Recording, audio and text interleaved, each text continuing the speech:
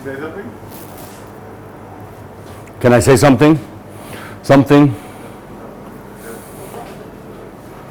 Yeah, make sure the sound is working. Although, I will ask the students at the beginning if they can hear okay, you know, just to be sure. So it's only like 6 online still? Really? Oh, that's too bad. Say one more thing. Hello. Hello? Saying something? Something.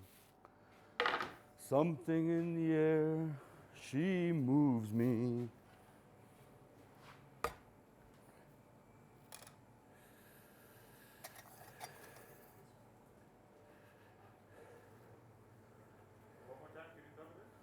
One more time? One more time? Can you hear me? Is that the loudest you're going to say? Yeah, this is about as loud as I would talk normally. Yeah, perfect. It's okay? Yeah, okay. No? Or you want me to talk louder? I'm going to close the door, huh? So nobody can...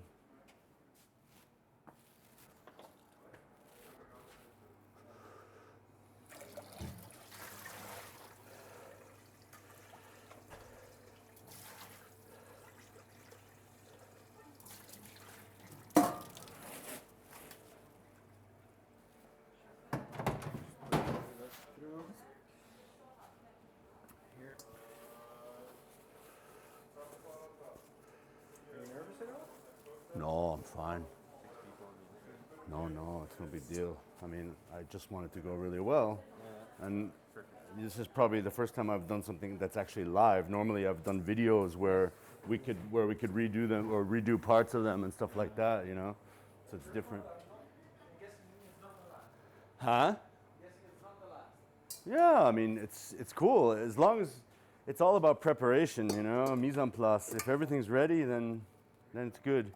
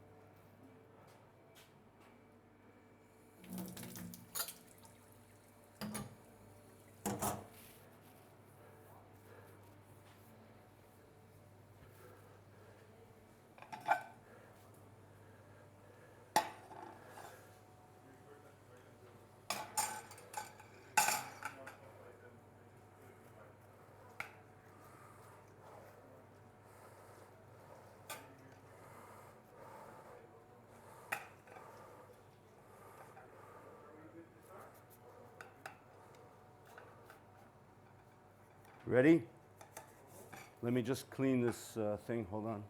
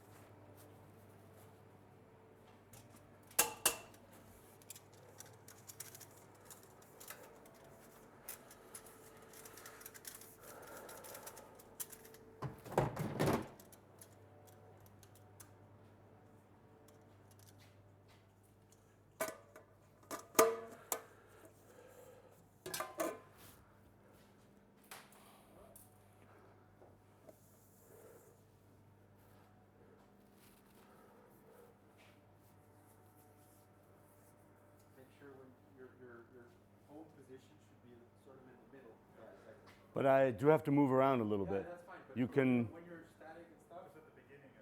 So when I'm standing, try to stand like here in front of the board. Okay. I just have to move my notes over a little bit. You guys say when you're ready, and then okay. Jeff, are you ready?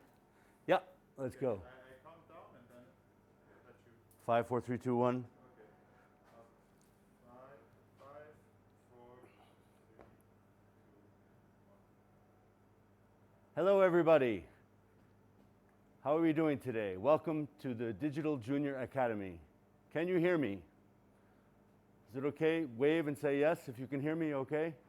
It's good? It's all good? Everybody can hear all right? Excellent. Okay.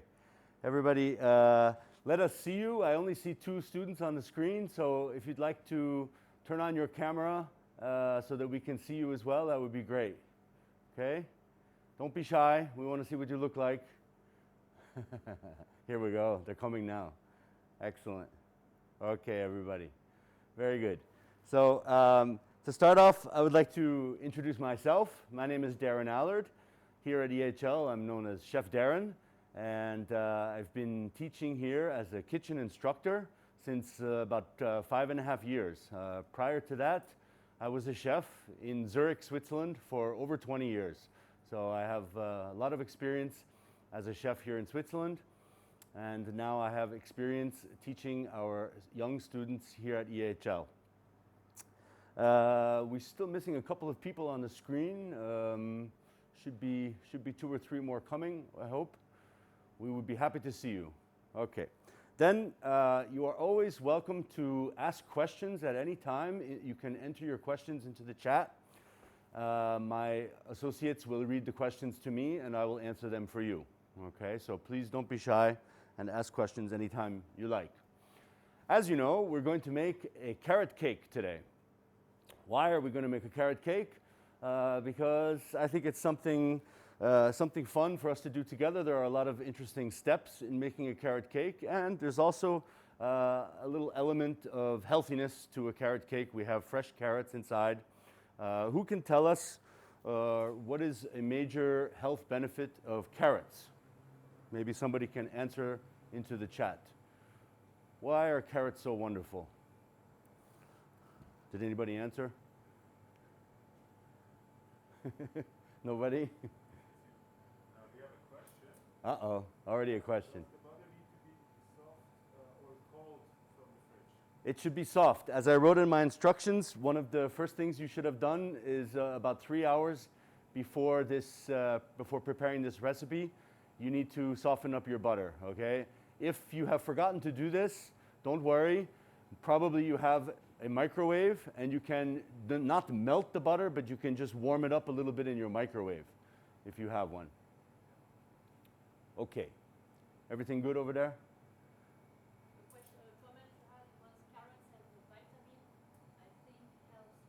Yeah, very good. Okay, so my question about why are carrots so healthy is because they contain a lot of carotene and vitamin A especially. And vitamin A, as some of us might know, is very good for our eyesight, okay? So it's very good to eat carrots, okay? Very healthy.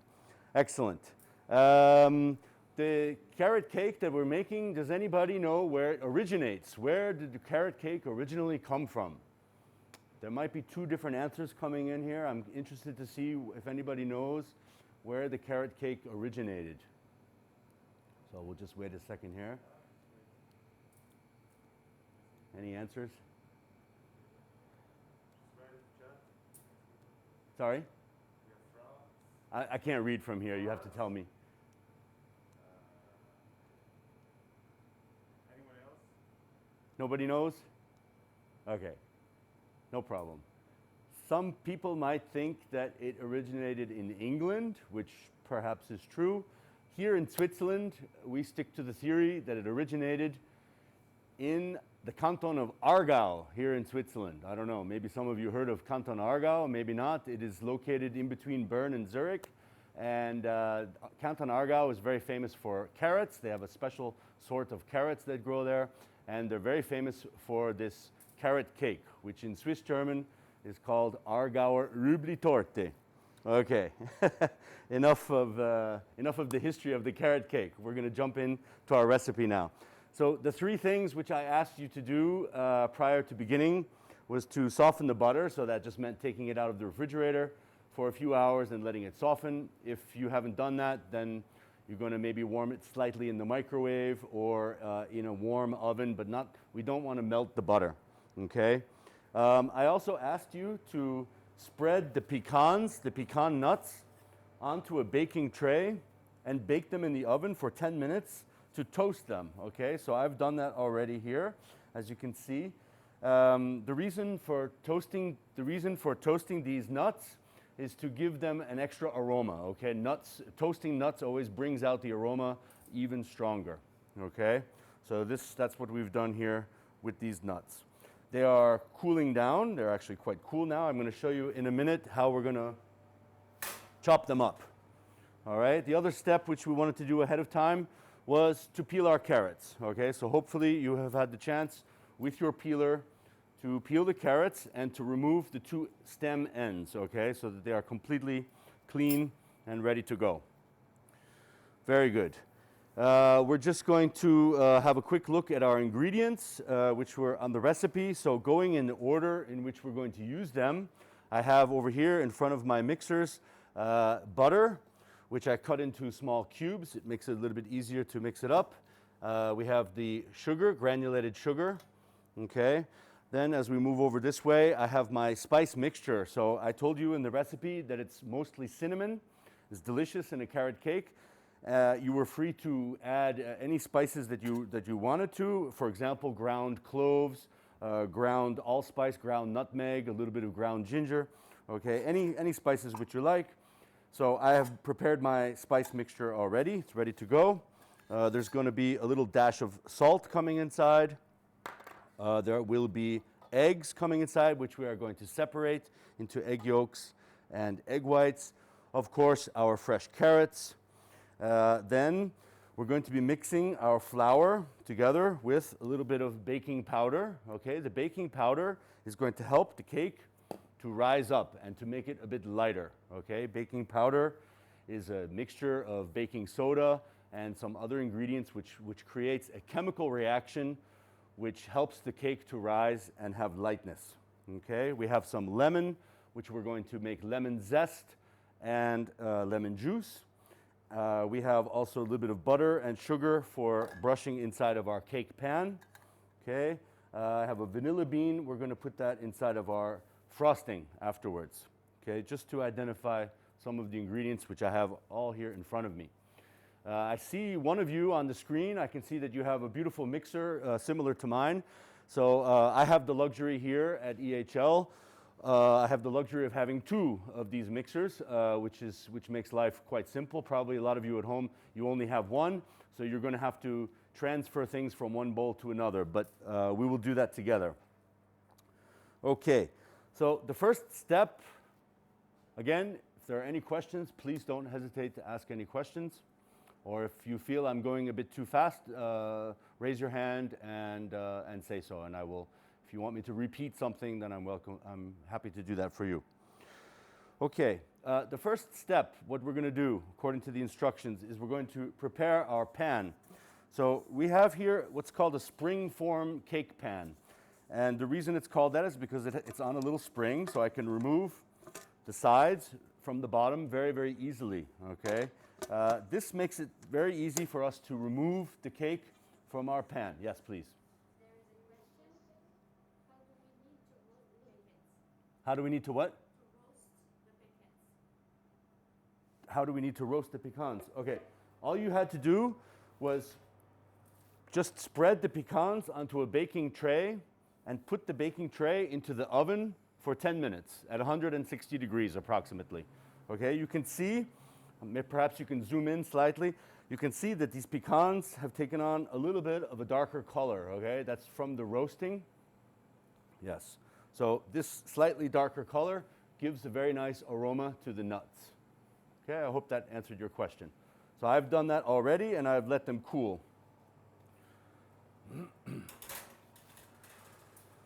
Okay, so as I said, we use a springform pan because it's easy for us to remove the sides. Yes, I can see this guy on the screen. He's holding a springform pan. Very nice. If you don't have one, yeah, it looks like you all have one. It can also be done that one takes just this part of the pan and puts it onto the baking tray, which has some paper underneath, and then we put the batter inside. That's also a possibility. But myself, I'm going to use the bottom and the sides. Okay, we make sure that it's fastened properly. Okay.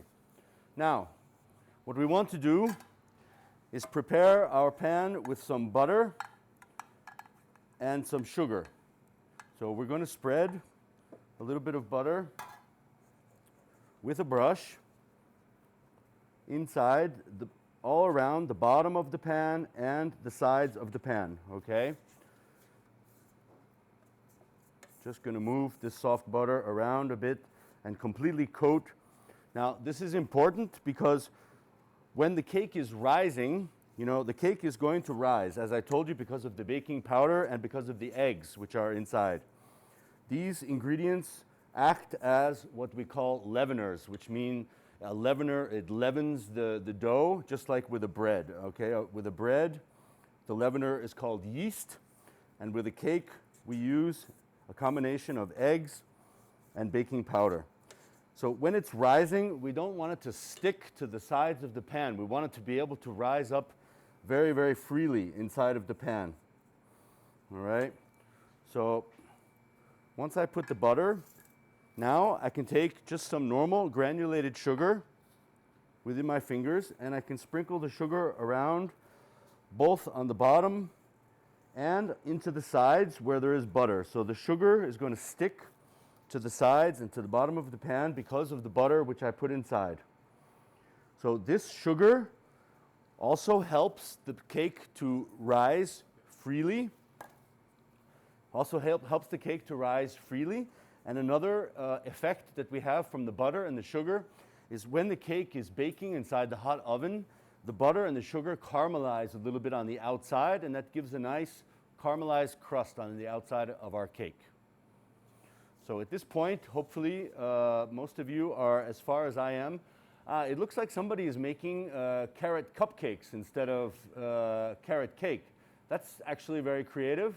That's nice to see. So this will work. This recipe will work perfectly fine to make these cupcakes as well. The only thing is you're going to need to reduce your cooking time a bit. Okay? It looks like you have understood that. So we're going to bake our cake for approximately 35 minutes. And I would say making cupcakes of that size, you're going to need to reduce your cooking time probably by a good 15 minutes. Okay? So we'll help you with that. Good. Our pan is ready. We're going to put it over here on the side. The next step is we want to chop our pecans, which we roasted in the oven. So, of course, one way to do this would be that I put the pecans onto my cutting board, and with a knife, I can chop them up. Easy enough, okay? I'm a little bit nervous about having you chopping these nuts with a knife because I don't want you to cut your finger, okay? So another method that we could use to chop these nuts is I can put them onto a towel, okay? So here I just have a normal, clean tea towel or dish towel, and I put my cooled down nuts on top of the towel. Now, with the corners of the towel, I take up in my hands, all right? So all the nuts are here in the bottom, and I make kind of a little ball out of it. And then I can just take a stick, or of course you can use a rolling pin if you happen to have a rolling pin, and I just hit them a few times like this, okay? This is a lot safer than using a knife to chop the pecans. Of course, try to be careful not to hit your hand when you do this. So let's have a look. It looks like they are quite nicely chopped. Maybe there's 2 or 3 which need a little bit more. So I'm just going to hit it a couple more times. Okay, this is a technique which works with all kinds of nuts. Once you've roasted them in the oven, they become easy to just hit like this. Myself, I quite like to keep the nuts a little bit coarse. I don't want them to be too finely ground because I enjoy to have pieces of nuts, identifiable pieces of nuts inside my cake. Okay, there are some people who like to puree the nuts in a food processor until they're completely pulverized, which is fine.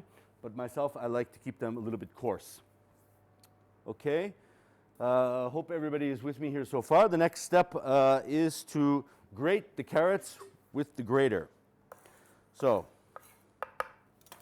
we're going to, as we peeled the carrots already and we clipped off the ends, hopefully you have a grater like this, or perhaps you have a flat one. That's perfectly fine as well. But now we need to be very careful, okay?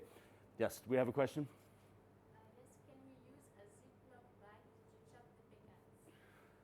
Can we use a Ziploc bag to chop the pecans? Yeah, theoretically, I guess you could. It's a little bit risky, however, because when you're hitting the bag, the nuts with the stick, you could puncture holes in the bag and then the nuts are going to fly out. So the advantage of using a towel like this, as you could see, I closed it and it keeps all of the nuts nicely inside. But yes, if you have a high quality Ziploc bag, perhaps it will work fine. I can see somebody chopping the nuts on their board, so with a knife, that's working good too. Please just be careful with the knife. Okay. And now, along the lines of being careful, I want to say that this grater has very sharp edges, okay? So we need to be very careful when we're grating this not to cut our fingers. Blood is not part of this recipe, okay? So what I suggest that you do is you hold the carrot as far back as possible, okay? You don't want to hold your fingers up at the front of the carrot because then you're going to get your fingers into the grater. So I'm holding the grater into the bowl. I'm holding the carrot securely. And now I rub like this. Yes, please. Does the grater need to be large or small is the question. The grater can also be small, but the smaller it is, the more difficult it is for you to hold the carrot and grate it. The larger the grater is, the easier it's going to be for you to grate the carrots. So I can see one guy has here a grater similar to mine, but it's a flat one. That's perfectly fine. So I assume that you're grating them into a bowl. I cannot see a bowl underneath, but it looks good. Yeah, okay. So we're going to grate our carrots. Takes just a couple of minutes. And what I'm doing as I'm grating it is I'm turning the carrot. I don't know if you can see from here. Perhaps you can zoom in just a little bit. As I'm grating it, I'm also turning the carrot. This grates it evenly all the way down. Okay? And now what I want you to do when you get close to the bottom of the carrot, I want you to stop. Okay? We have enough carrots here. We have more than we need for our recipe. Carrots are not very expensive. It's perfectly fine if we're left over with a small piece of carrot that we don't use. We can eat it later on. We can put it into a salad. We can put it into anything that we want. Okay, so now I move on to the next carrot. And in this way, I don't cut my finger.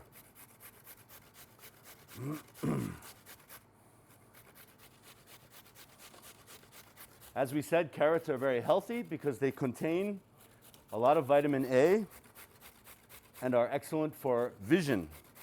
Carrots also contain fiber, which is very good for you, and a fair amount of natural sugar.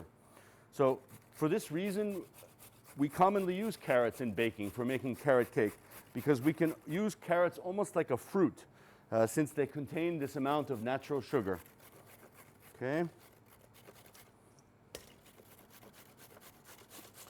So I think we're getting close here. I probably have a little bit too much carrot. Our recipe calls for 300 grams of carrot, okay?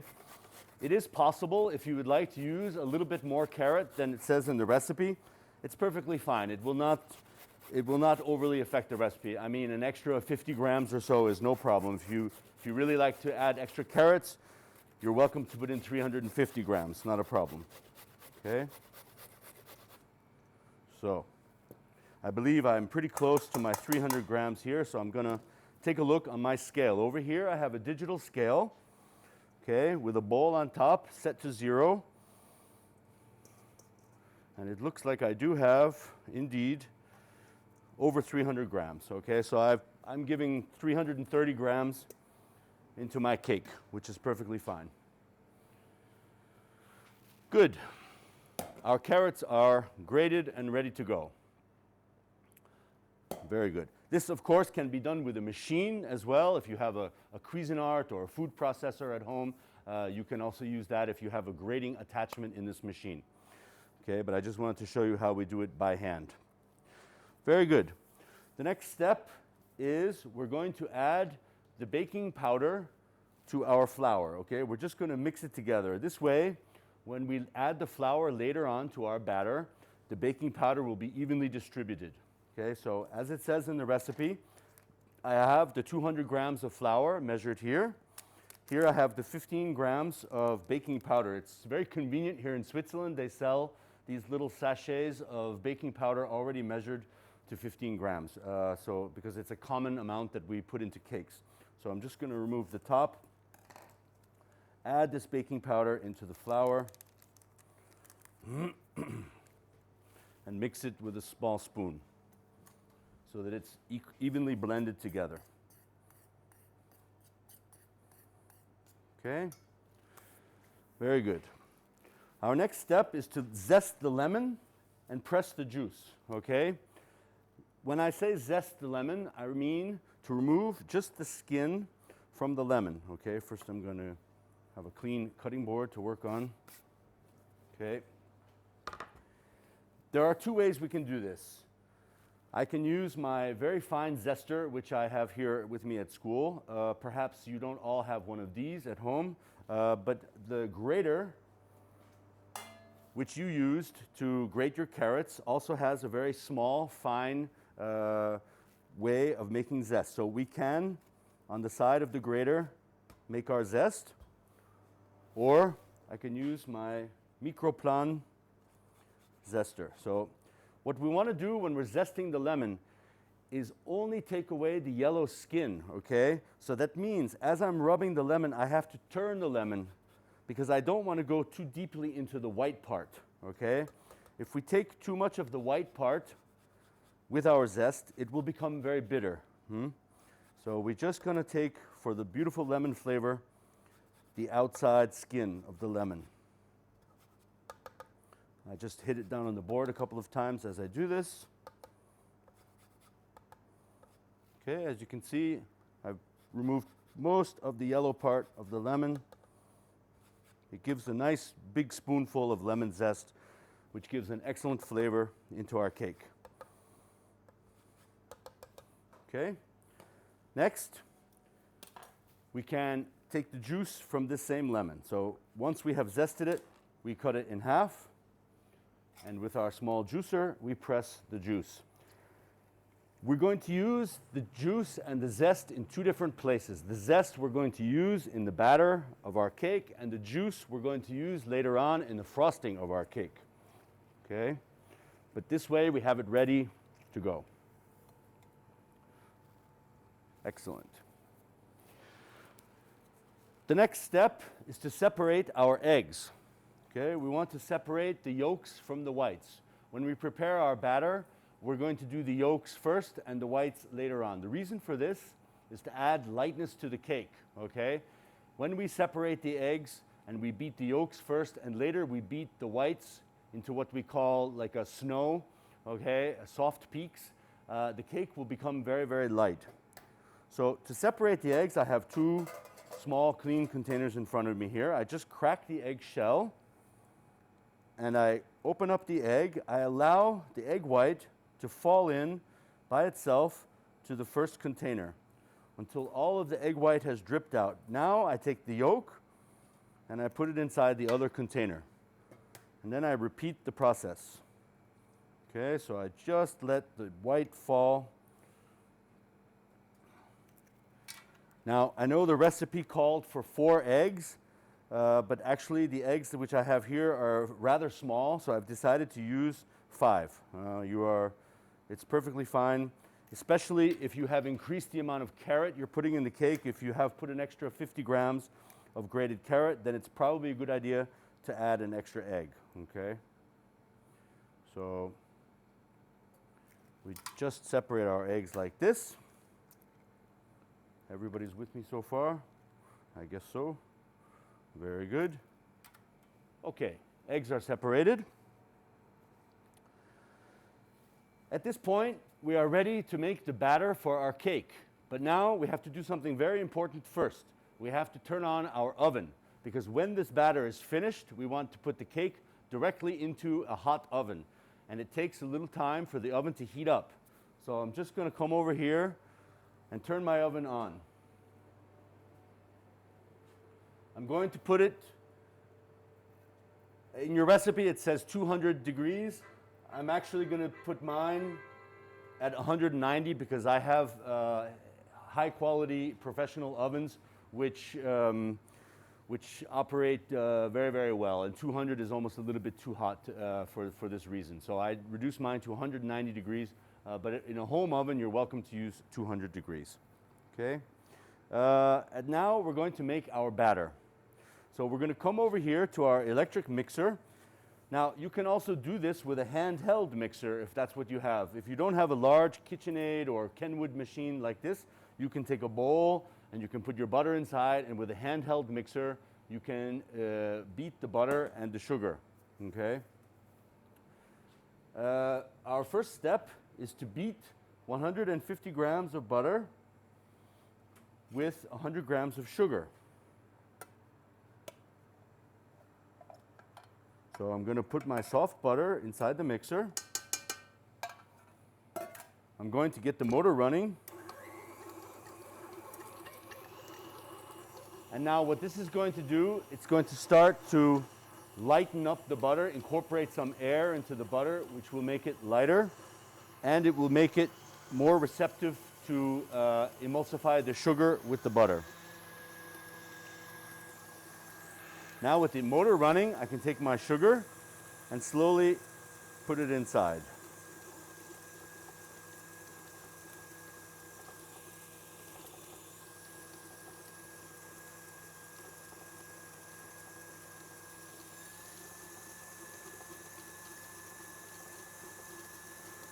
What you should be seeing happen here when you're doing this is that it will lighten in color.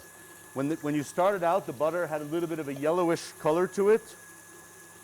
And as it beats with the sugar, the color should become whiter and whiter. And the mixture should become light and fluffy. Okay?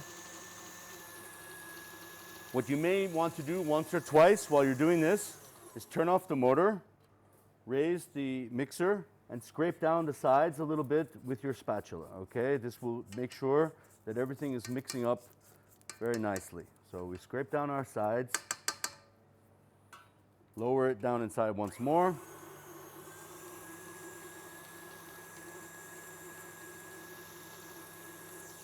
Need to be, yes, we have a question. What's the speed for the mixer? Well, I'm using mine on the highest speed possible so that it goes a little bit faster. The slower your speed, the longer it's going to take. It takes a couple of minutes until this mixture becomes light and fluffy. Okay, so I would recommend using a fairly high speed. The problem is if you're using a small handheld mixer in a small bowl, what might happen if you use a fast speed is that butter and sugar are going to fly all around your kitchen. Okay, so I'm lucky because I have a large mixer with a deep bowl, and the butter and sugar is staying inside the bowl. But if you're using a smaller bowl and a handheld mixer, you might want to do it a little bit slower to not make too much of a mess.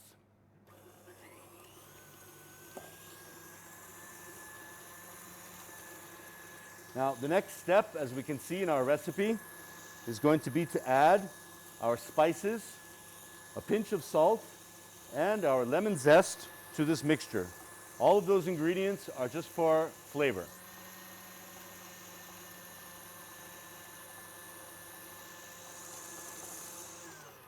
So, now I will just demonstrate this mixture. You can see that it has become much lighter in color, and it is light and fluffy. Okay? At this point, I'm going to take just a nice pinch of salt. That helps the cake to have a nice round flavor. Okay? I'm going to take 2 good teaspoons of my spice mixture. Actually, I like the spices very much. I'm going to give a little extra. And I'm going to put my lemon zest inside. Now I put it back on the machine to mix it a bit more, to make sure that all of these flavorings are well mixed into the butter and sugar. Once again, you can stop for a moment and scrape down the sides.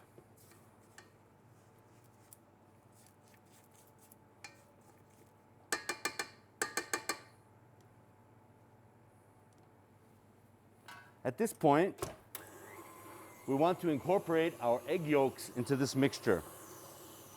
When we do this, we do not want to pour all the egg yolks in at one time. Okay, we want to add the egg yolks slowly, one egg yolk at a time. The reason for this is to create what we call an emulsion.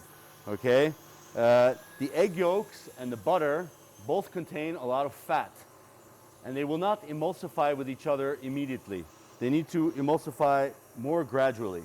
So while the motor is running, I'm just going to let one egg yolk drop inside. And I'm going to look and wait until I can see that it has been absorbed by the mixture. Now I can add the second one. Once again, waiting to see that it is absorbed by the mixture. And so on, until all of the egg yolks have been added. Okay, I got 4 inside, 1 more to go.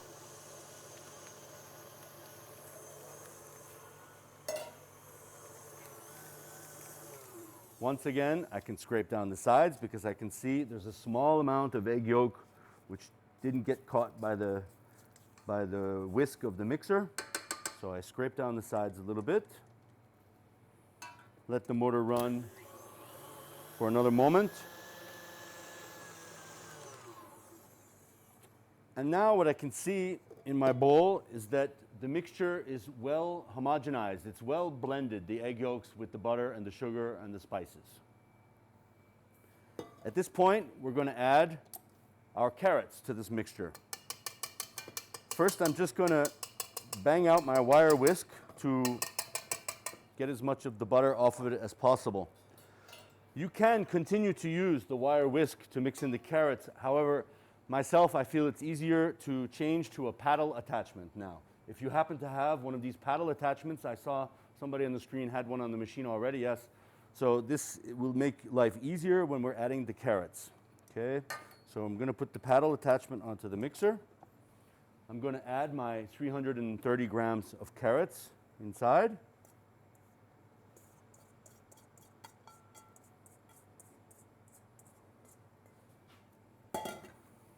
And I'm going to blend this together just briefly with the machine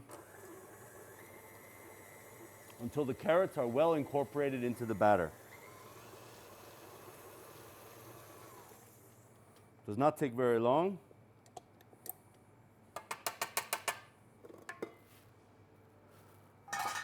And now we can see that our carrots have been well mixed, well blended with the entire mixture. Okay. Let's double check our recipe to make sure that we are following the steps properly. Now it is time to beat our egg whites. So we separated the egg yolks from the egg whites. It is important for me to mention, when you're separating the eggs, sometimes the egg yolk will break and a little bit of the egg yolk will go inside the egg white. This is not very good because the egg yolk contains a lot of fat. And it will prevent the egg whites from beating up nice and light and fluffy. So if by any chance you have dropped some little bits of egg yolk into your egg whites, just take a piece of broken shell, dip it inside to remove that little bit of egg yolk, okay? It's very important, huh? Because what we want is completely clean, pure egg white to beat up. If there's, once again, if there's any little bit of egg yolk inside, it's going to hinder your beating of the egg whites. So this egg white we put into our bowl. Now, for those of you who only have one mixer, I hope that you have a second bowl. Otherwise, you're going to have to transfer things to another bowl. I put the wire whisk attachment onto the mixer. And at a high speed, I beat the egg whites. You can see the air being incorporated into the egg whites. You can see them becoming lighter and lighter and increasing in volume. They are increasing in volume because of the air which is being incorporated. There are two stages of beating the egg whites. One is what we call soft peaks, and the other one is what we call hard peaks. Okay? Hard peaks is the final stage. For this recipe, we prefer to go only to the soft peak stage because we're going to continue to move the egg whites with the rest of the ingredients, and we don't want to overbeat them. So you can see the mixture become white.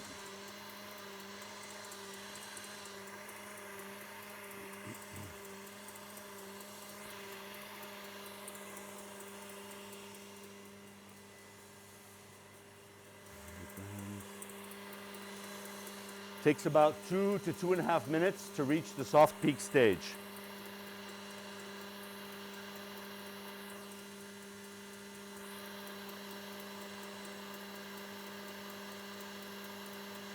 Now I can see my egg whites becoming thick.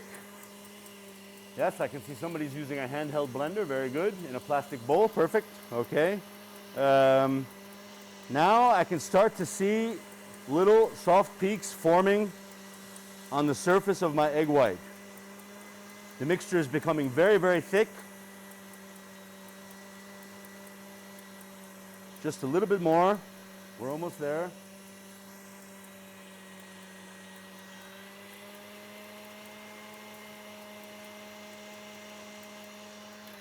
Okay.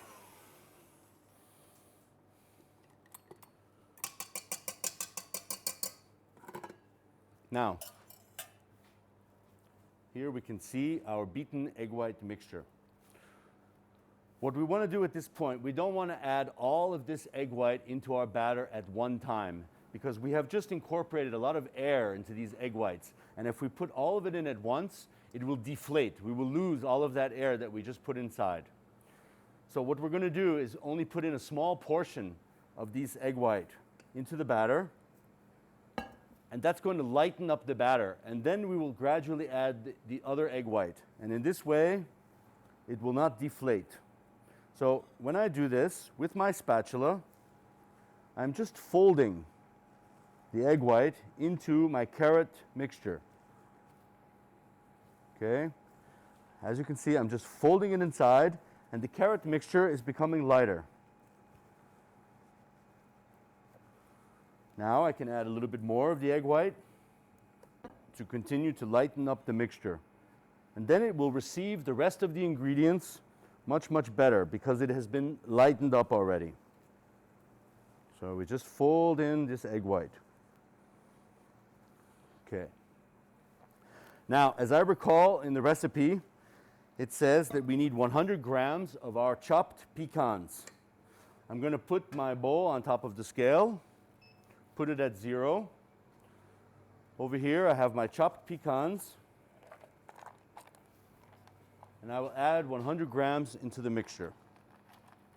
It's better to do this before adding the flour. The reason for that is because we want to add the flour at the very end. And we don't want to mix the batter very much once we've added the flour. The reason for this is because the more we work the batter with the flour inside, the more gluten, the more elastic gluten we are creating, and the texture of the cake will come out more like bread than like cake. We want it to be a cake and not a bread.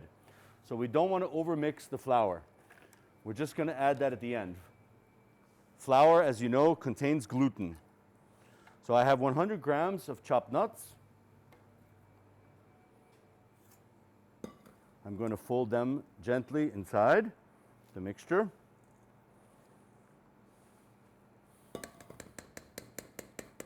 And now I'm ready to add the rest of the egg white.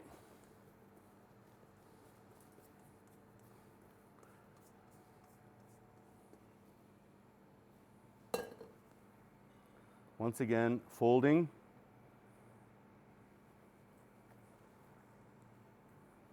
And at this point, I can incorporate my flour and my baking powder, which I already sifted together.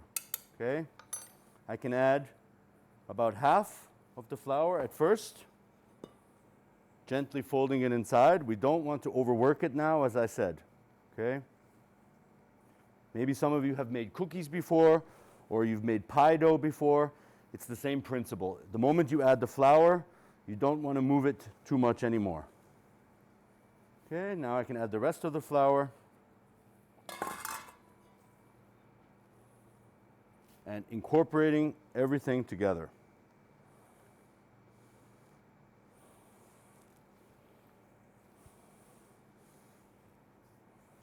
Gently, slowly. Maybe I need to scrape down my spatula a little bit.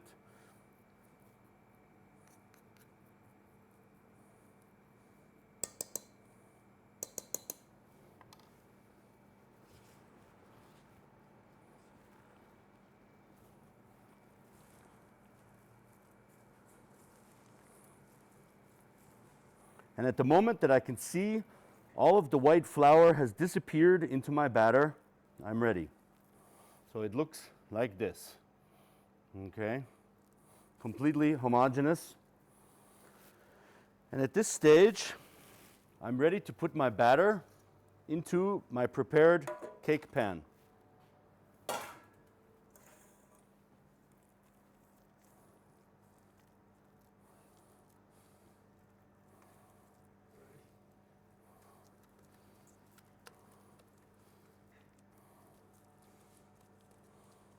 Okay, so with the spatula, I spread all of this beautiful batter into the cake pan, flattening it a little bit as I go so it's evenly distributed inside the pan.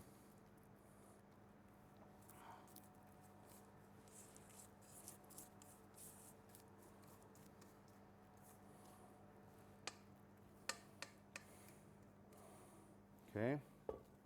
With my spatula, I can smooth the surface a bit, turning the cake pan and pushing the batter out to the edges so that it's evenly distributed within the pan. Another trick, which is a good idea, is a couple of times to hit the pan on the table. This will help to remove any air pockets which might have formed inside. Okay? So this helps it to settle down evenly within the pan and remove any air pockets. Voila. At this stage, our cake is ready to go into the oven. So we're going to come over here.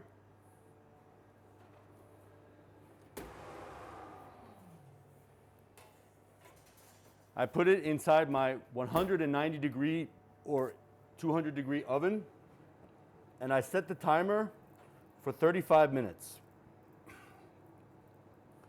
After 35 minutes, I will check to see if the cake is done. To do this, I can use a small thin knife, or I can use a toothpick, or even another useful tool at home is a knitting needle, something that's thin and long that you can stick inside of the cake.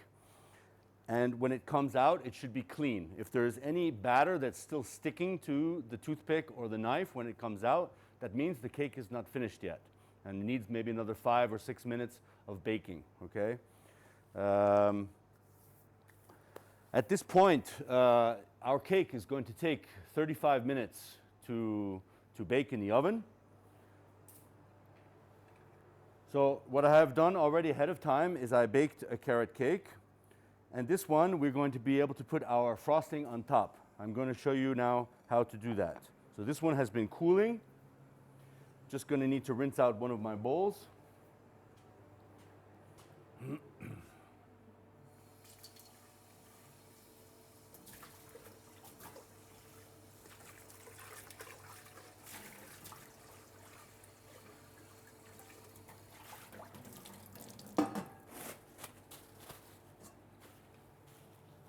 So to make our frosting, we have a few ingredients, one of which is called Philadelphia cream cheese.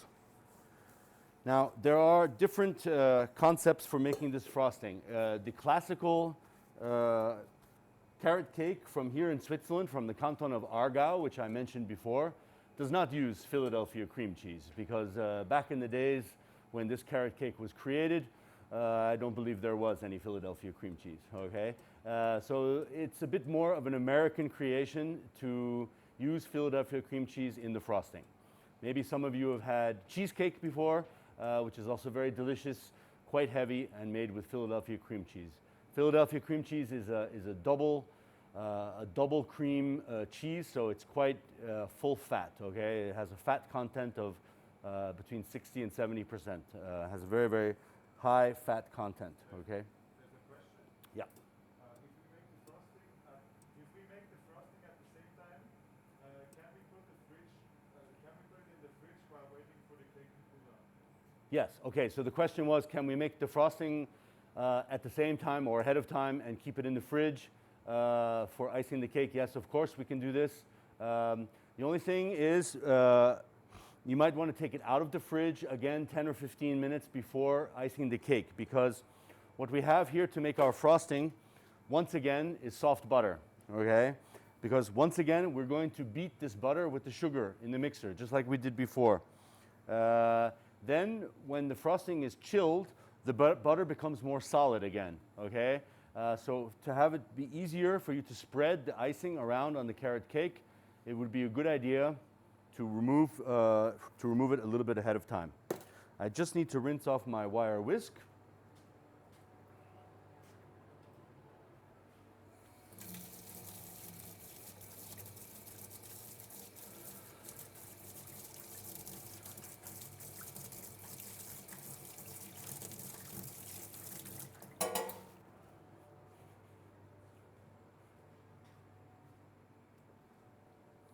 Okay. At this stage, we're going to add our butter into the mixing bowl, just as we did before. And we're going to beat it on the machine until it becomes light.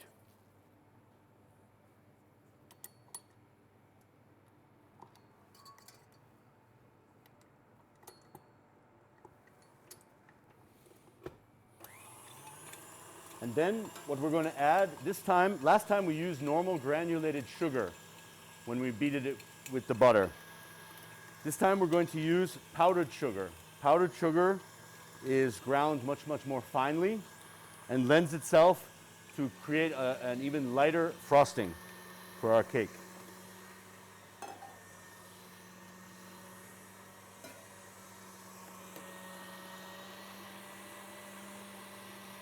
So once I've beaten the butter a bit lighter, I can add my 150 grams of powdered sugar into the, sorry? How much butter? 150 grams of butter and 150 grams of powdered sugar. Now I need to be careful with the speed, because if I turn it immediately on to full power, my powdered sugar will fly all over the kitchen. So I'm just going to start off on a slower speed until it starts to incorporate a little bit. And then I increase the speed. And I can see the mixture already starting to become lighter. What we also want to put inside of our frosting for delicious flavor is some vanilla. Now, maybe some of you were able to find actual vanilla beans, or if not, it's perfectly acceptable to use what we call vanilla extract, which is a liquid, okay? If you're going to use vanilla extract, we will just put a teaspoon of that inside, or we can use the real vanilla bean. To do that, we need to cut the vanilla bean in half with a small knife.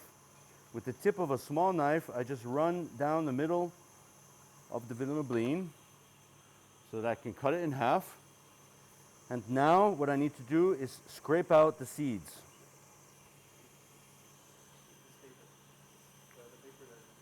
Ah, yep. Okay. So I just open it up, and as you can see, I'm able to scrape the seeds right out of the vanilla bean. These give a wonderful flavor to our frosting.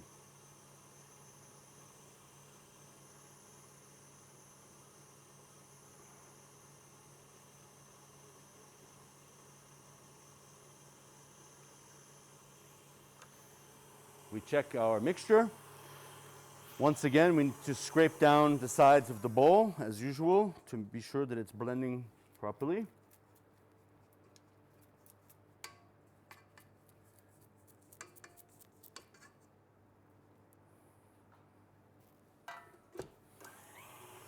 Would you mind, inside the first refrigerator there, you could bring me the cream cheese? No, right behind the table. You have to push the table out of the way a little bit. Over to the left. Left. Yeah. Keep going, left. It's a small square container, already measured. Yeah. Thank you very much. Perfect. So I kept my Philadelphia cream cheese cold in the refrigerator.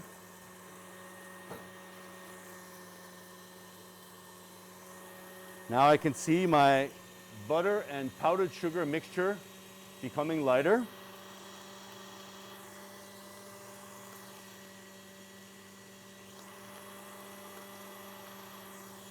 At this stage, I can add my lemon juice.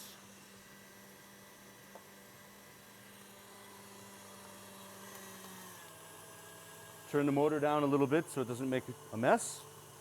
Incorporate the lemon juice.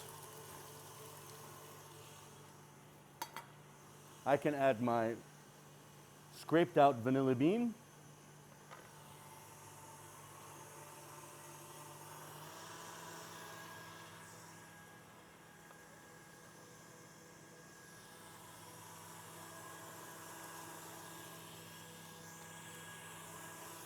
Scrape down the sides.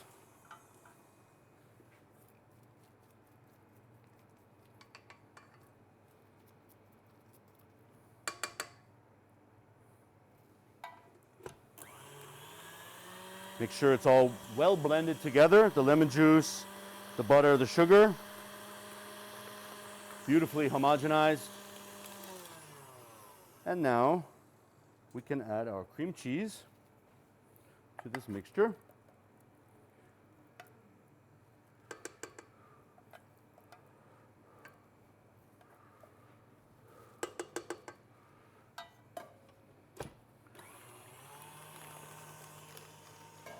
Be sure that it is well blended. Also, a pinch of salt helps to keep the flavor very round. Just a slight pinch of salt inside. Scrape down the sides.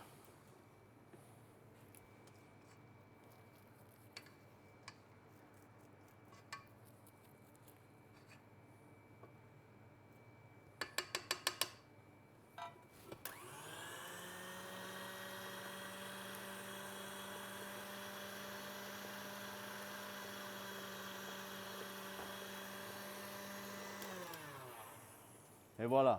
At this point, we have our frosting is ready to go. So I take the bowl away. Make sure to get all of the frosting off of the wire whisk.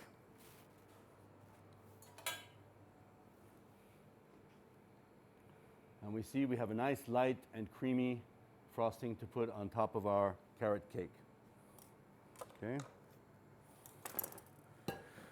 To frost the cake, we will use a small spatula. What I like to do is put an amount of frosting onto the middle of the cake and begin to work my way out from the center across the top of the cake as evenly as possible.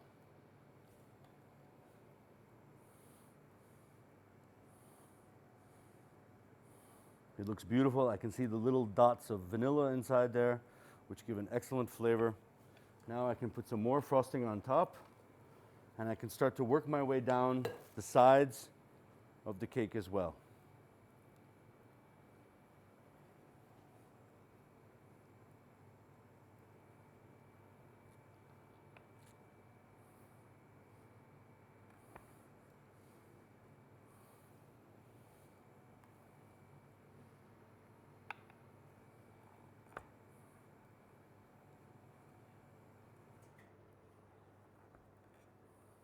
There are some people who like to cut the carrot cake in half first and frost in the middle as well, which can easily be done if we have a serrated bread knife.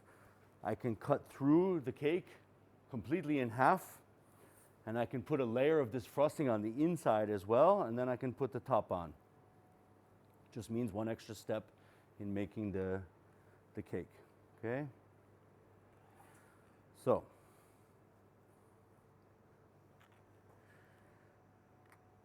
now I do want to say at this point that once we have completed our carrot cake, it is best to chill for at least 1 hour in the refrigerator before cutting it.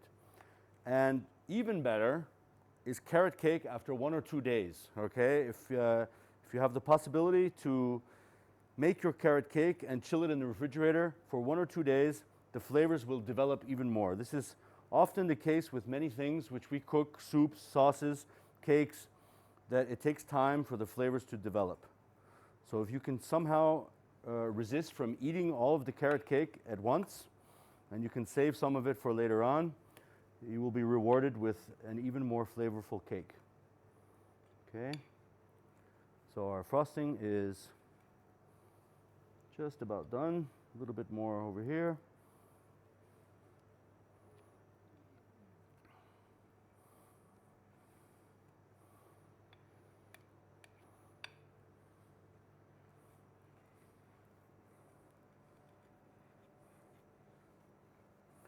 At this point, we want to use a little bit more of our toasted chopped pecan nuts to garnish the sides, the edges of our carrot cake. You have a question? Yes, please. If you say it develops in flavor, what is the reason why it develops in flavor? Well, as time goes by, as the ingredients are in the refrigerator, the flavors have more time to blend together and develop together. The spices with the salt, with the carrots, everything has more of a chance to develop, okay? It's perfectly good at the moment that it comes out of the oven, but it's always going to be a little bit better with time. So now we're going to come to our chopped nuts. And we're just going to put a little bit of chopped nuts around on the side of the cake.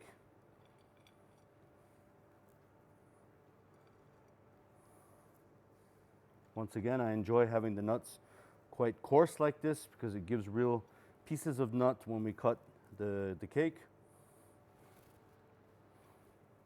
Okay. Any excess which we have on the plate, we can just brush off afterwards.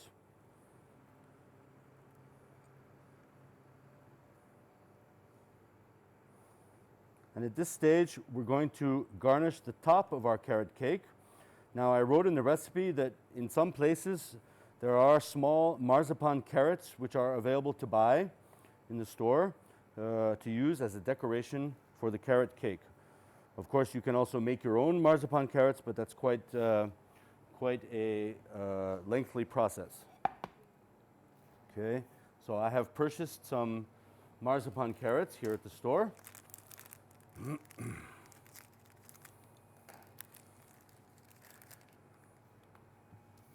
But now it would be a good idea if we mark the slices of the cake first so that we know exactly where we should put each carrot, okay? If we are planning to cut our cake into 12 pieces, then the easiest way to do this is with a long knife. We're just going to make a line across.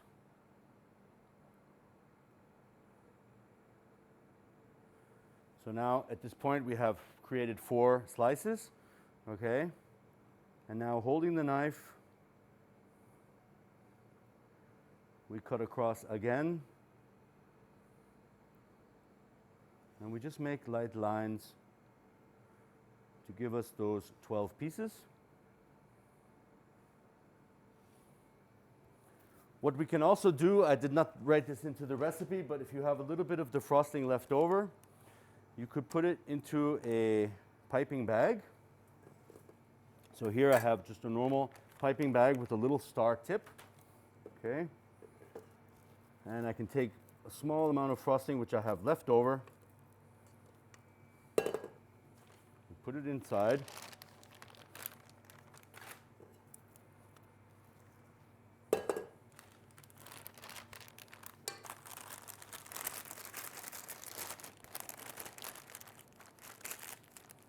this frosting I can now pipe onto the place where I'm planning to put the carrot, okay? So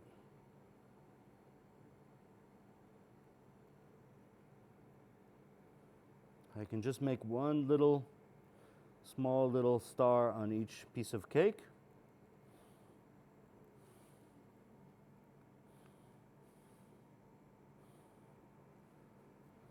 And now it seems something is stuck in there. Okay, there we go.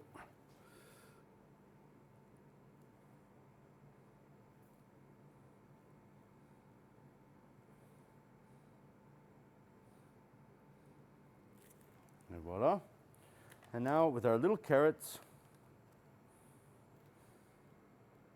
what's nice about this is it helps them to be a little bit on an angle.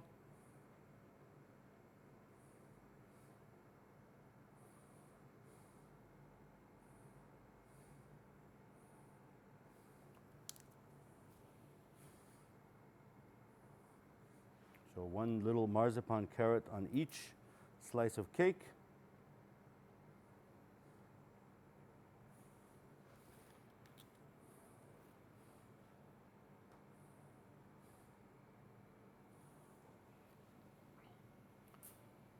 And here we have our carrot cake. It's completely finished, okay?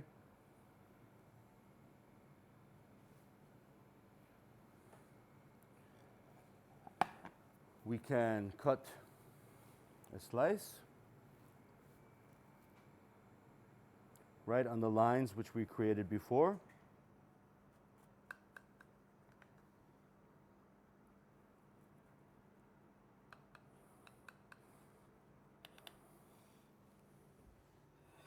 My plate is a little bit large, but it will work just fine.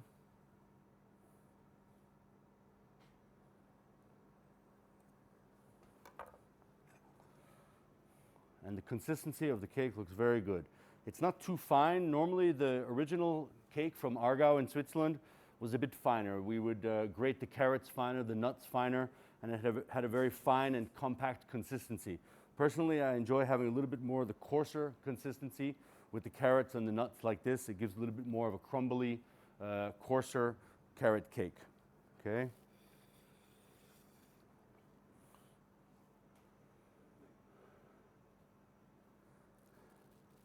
Do we have any questions? I guess not at the moment. Everything is okay.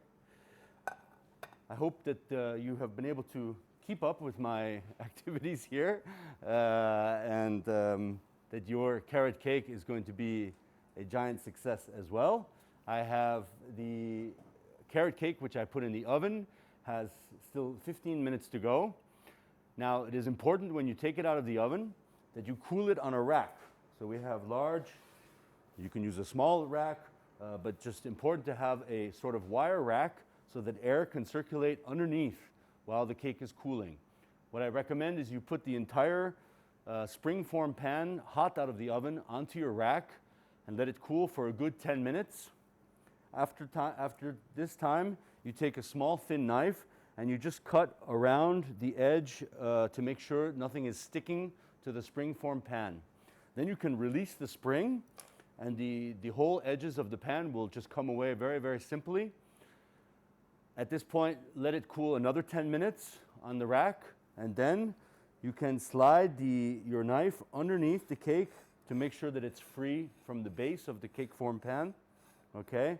And then you can slide the cake once it has cooled enough onto a plate and let it cool even more before putting the icing on top. If you put the icing on top while the cake is too hot, we risk that the icing might become too warm and melt a little bit, because let's not forget there is cream and cheese and butter inside the icing. All of these things which can become liquidy and melt if there's too much heat. So be sure to allow your cake to cool adequately before putting the icing on. Yeah. I would have a question. What about the lemon zest? Where did the lemon zest go? The lemon zest? Oh my God. No, we used the lemon zest when we made our batter at the beginning, okay? We zested the lemon, we juiced the lemon.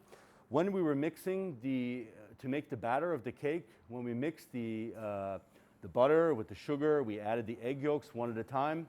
At that point, we added our lemon zest, we added our spices like cinnamon, and we added a pinch of salt. Okay, so the lemon zest is inside the cake now. The lemon juice is in the frosting.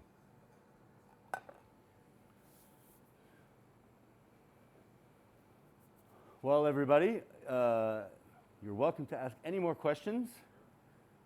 We hope that you have enjoyed this lesson. We hope that you're having a great week with the Digital Junior Academy.